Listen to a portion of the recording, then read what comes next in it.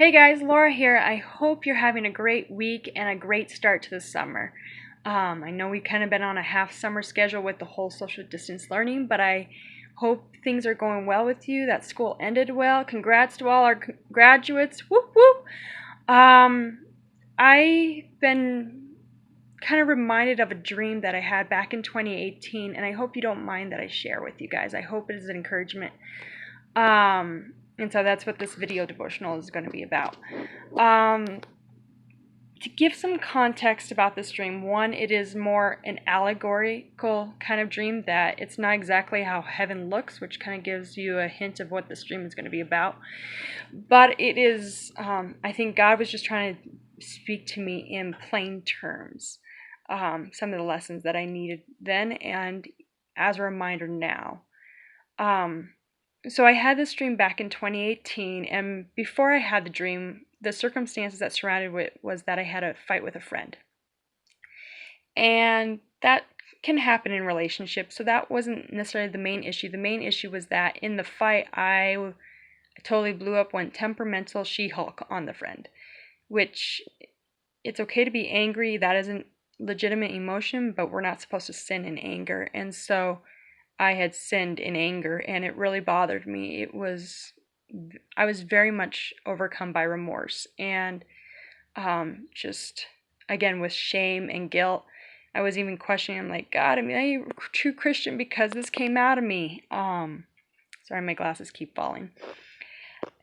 And so I had this dream, and the dream was that I had died, and I was in line with some friends to go to, honestly, it was more the judgment seat, where God sits and he determines like if we're saved or not, and if whatnot, if we are guilty or not guilty. And so we had these slips of paper, and my slip of paper said not guilty, which would explain believing in Jesus. But the irony is that as I kept getting closer to the throne room of God, I was feeling more and more guilty and more disgusting and ugly, knowing that in my own works, I am not good. I am not good enough for God's holiness. And so I don't know how I got the pen, but I got a pen and I scribbled out the not so that my slip of paper said guilty. I was so overcome by what sin I could see in myself that I didn't think I should be passed as not guilty. So I got into the throne room, which was a lounge, hence the allegory. Big desk and big chair, and I was just like overcome. I know I probably had at least really cowering shoulders, and I can't remember if I actually fell to my knees or anything. I just was so I know I didn't want to get close to God. I was really just overcome by the knowledge that I was full of sin and God is holy and I am not worth being in his presence. So there's God behind his desk, and then there was a second man. And the interesting thing about the second man was he goes, "Look, her name is right there in that book. Look, look." And my visual went straight to the book, and it said Laura Hall, 2003, which I'll come back to why 2003 is important. So God deemed that I was not guilty, despite what I had decided to scribble on my paper. He gave me white clothes, and then all of a sudden I had this, the shame wasn't there anymore. And in fact, all of a sudden I got this sense of excitement that I wanted to give God a big hug. Like, wow, you're really my daddy. And can I give you a big hug and thank you for saving me and all this and kind of thing. And just, I was just overcome by how much he loves me. And there was a sense of knowing that in going to heaven, there was going to be a big party. And part of this party was going to have a dance. And I was supposed to have a father-daughter dance. So there was this sense of excitement and just a peace. There really was a feeling of peace after giving God a hug. And so I still had to go. I still had to get my clothes on and then start getting ready for the party. So I went out with my friends. On the way to heaven, I saw another line, which this line was a line of people dressed in black. And I knew that they were going towards hell, which was really scary and hard to think about.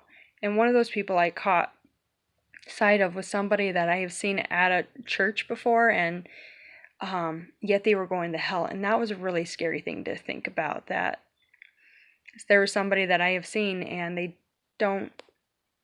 claim to be a Christian probably, and yet they're going to hell. So that was kind of a sobering moment, but we moved on in the dream to, I guess, finding our rooms or whatever, and saw friends, old friends, new friends, and all of us were getting ready for the party. It was kind of like almost like a festival,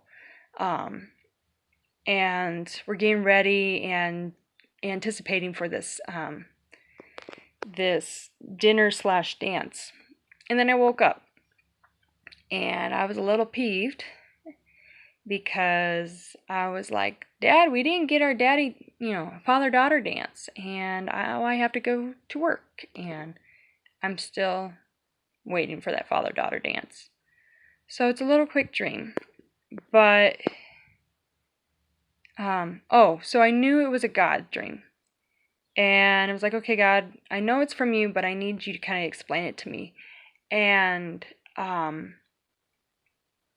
God had pointed out, he goes, every time you sin, you feel like you lose your salvation. And the really crux of it is none of my works are good enough for God's holiness. If you compare me to God, it falls short. And that goes for every single person. The best person, the most good person you could ever think of in the world, their goodness is not comparable to God's holiness, because all of us have sinned.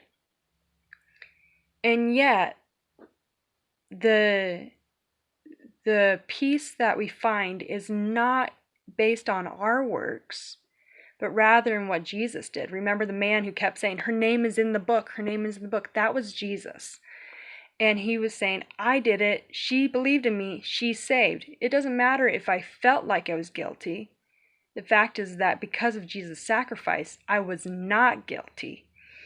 And so that's where that peace came from. It was the realization that Jesus has already covered my sins. He's already covered everything I've done wrong. That it is now in the presence of God, it wasn't the issue of my sins, but rather what He has done for me.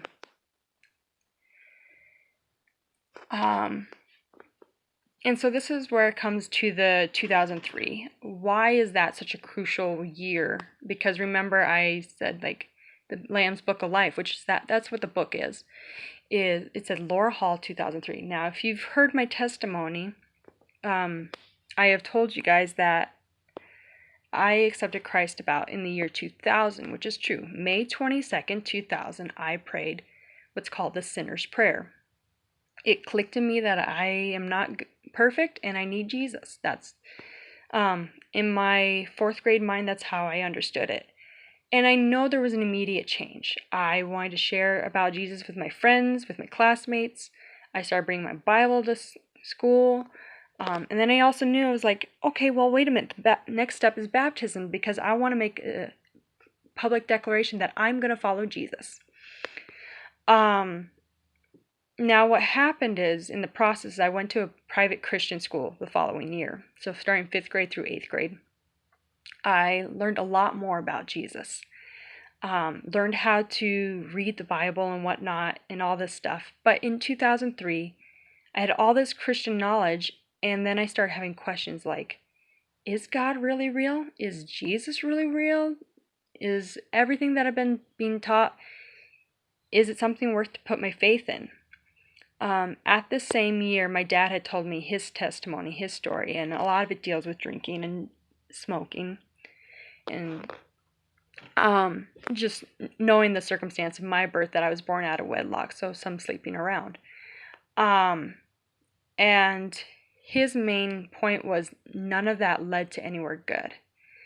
And that it really was him trusting in Jesus that changed his life around. So I went to a public high school in 2004, and I had a decision to make. I had classmates who did the smoking, drinking, sleeping around thing, or I could go the way of Jesus. And so in the process of my questions and understanding my dad's testimony, I decided I was going to choose Jesus no matter what. So here's the crucial part is in 2000, I accepted Jesus as my Savior. But in 2003, I really made the point that that Jesus was worth my whole entire life, that from this day on, I was going to follow him. That isn't to say that my walk has always been perfect. As many of you guys know, my high school years really kind of sucked. And I went through some depression and some other issues. But in all the process, I was convinced that God was true, that Jesus is true. And so when my mind started believing lies, I wasn't content to stay there. I was like, I need you, God, to help me believe what is true, because I know that what I'm believing is a lie. So I want to encourage you guys that if you feel like, man, I keep falling down, or I keep getting, keep screwing up, it's not about your good works. It really isn't. None of us are good enough for God's holiness. If we were to be in the presence of God's holiness, trust me, I don't think any of us would just be all gleefully happy and joyous. We probably would be overwhelmed with the reality of what we've done. And yet, as the saying goes, but God, he sent his son Jesus, that Jesus died on the cross for us, that it is by who he is and by what he has done that we are saved. So it's not of our good works that we should boast, but it is of what he has done for us. And then in that, knowing who God is, we make the decision to go after him wholeheartedly. Again, it's not a perfect journey, but it is a journey, and we continually make that daily decision to go after him. And he is worth it. So I hope that can be an encouragement to you guys in your walk, that just keep going after Jesus. He is worth it for all that he's done for us, and just for the fact of who he is. If you want some scriptures to kind of dive into this topic a little bit more, I have Isaiah 64:6, John 3:16 through 21, and Romans chapters 5, 6, 7, 8. That's a lot, but definitely can give you something to kind of chew on. By the way, I have some good news. We have the church open on Sunday, 11 a.m. Woo! So I hope you guys can come. I hope to see you. Due to social distancing, I don't think we're going to be able to do rides. So try to get your parents to give you a ride. We'd love to even see them. It's the whole family. So 11 a.m. June 14th at Church Four Winds Assembly.